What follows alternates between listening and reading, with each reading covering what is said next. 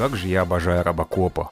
Стоп, я что-то не то показываю. Это такой комиксный фильм. Этот чувак полицейский умирает, и его тело покрывает сталью. Такая бессмыслица. Удивлен, что фильм мейнстримовый, потому что он сделан специально для меня. Так что посмотрим на игру, которая вышла буквально на днях, а именно в 1988 году. Нас встречает этот красный экран с людьми и их очками. Вы заметите знакомые имена из фильма, если умеете читать. Мне нравится, что мы прям видим интерфейс из фильма с озвучкой.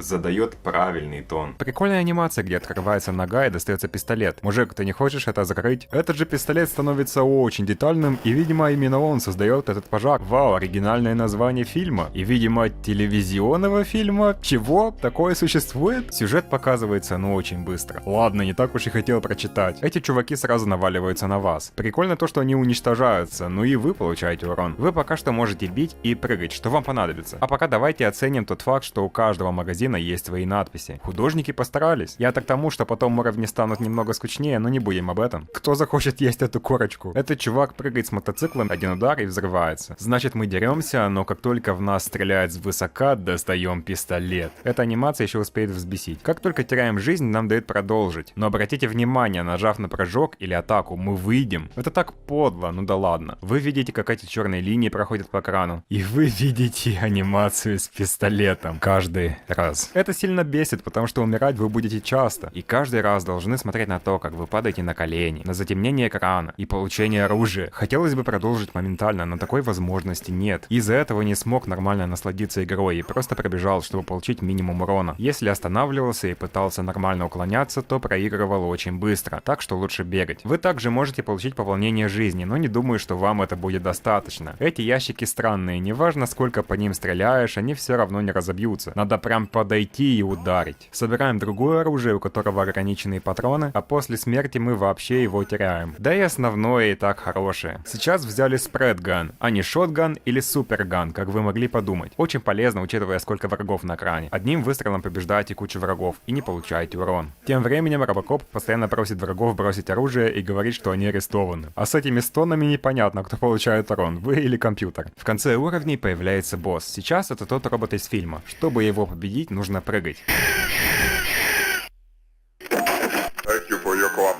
Не смотри так на меня. Нас хвалят за работу и дают новую задачу. Таким образом, кажется, что мы не просто проходим уровни, а выполняем нашу работу. Новая функция спасения заложника. Просто стреляем во врага. Это определенно не голос этой девочки. Мне нравится, как тут враги выходят из тени. Кажется, этот враг посмотрел полностью другой фильм. Иногда разрушаем двери, чтобы пройти дальше. Это делается быстро. У меня еще не успевает начаться флешбеки по Росомахе на PSP. Вау, 2 пули вместо одной. Экран больше не скроллится, но некоторые враги падали вниз, так что направляемся туда. Медленно и осторожно.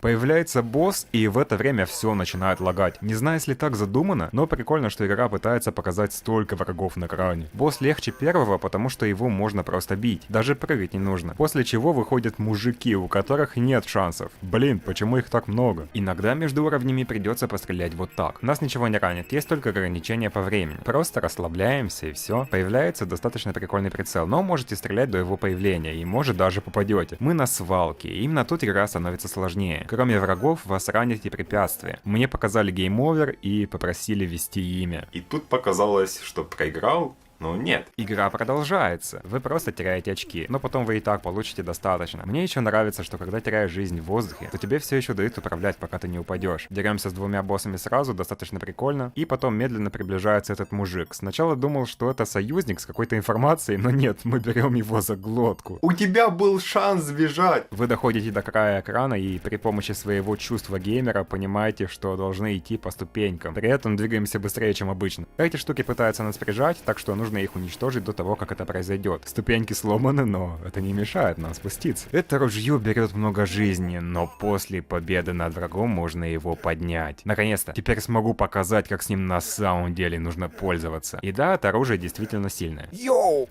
Это же так называемый Wrecking Ball! Не знаю, почему я так рад. Значит, пора обращать внимание на эти пушки на стенах, потому что убивают моментально. По этим ступенькам уже нельзя просто пройти, так что прыгаем. Эта штука кажется особенной, но не обращаем внимания и бьем босса. Тут кажется, что надо уничтожить шипы, но вспоминаем про наше чувство геймера и берем лифт. У этих лазеров паттерн, но пока пытался его отгадать, меня убили, так что просто бегаем. По сторонам пауэрапы, но мы их и так потеряем, так что просто бегаем. Повсюду враги, но мы их и так не убьем, так что просто бегаем.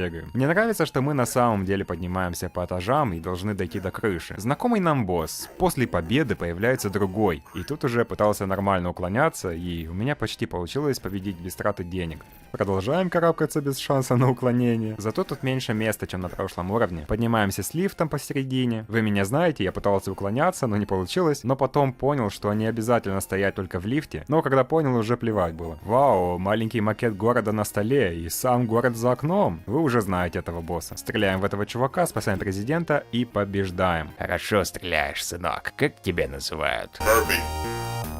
И мы ездим ночью, предположительно думая обо всем, что произошло на этих уровнях. Райан Гослинг. Видим японские имена, и сразу становится понятно, почему эта игра такая хорошая. Конец, и все закончилось. Хорошая графика, музыка, звуки, бодрый геймплей и постоянная трата денег. Что вам еще надо? Не забудьте посмотреть марафон Росомахи.